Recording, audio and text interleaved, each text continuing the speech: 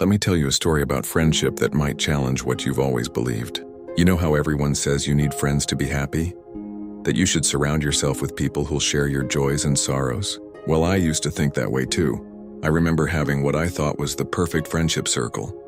We'd meet every weekend, share our deepest secrets, celebrate each other's victories, and be there during the tough times. Everything seemed picture perfect on the surface. We were like those friend groups you see in movies, inseparable, or so I thought. But here's where things get interesting. One day I noticed how quickly these supposedly unbreakable bonds could shatter. It started with something small, a misunderstanding about social media invitation. You wouldn't believe how fast years of friendship crumbled over such a trivial thing. The thing about human nature is that we're all carrying our own egos, our own expectations, and our own definitions of respect.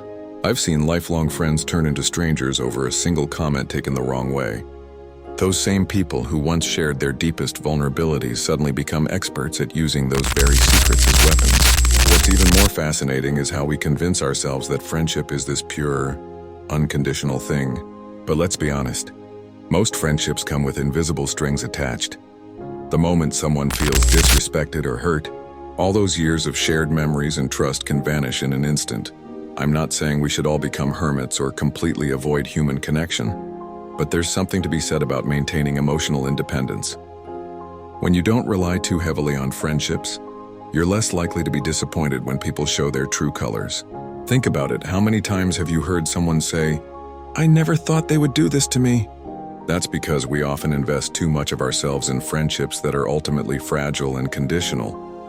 Maybe the key isn't avoiding relationships altogether, but rather approaching them with realistic expectations. Understanding that people, no matter how close they seem, can and often will prioritize their own feelings over your friendship when they feel wronged. Remember, at the end of the day, the only person you can truly count on is yourself. And sometimes that's not such a bad thing.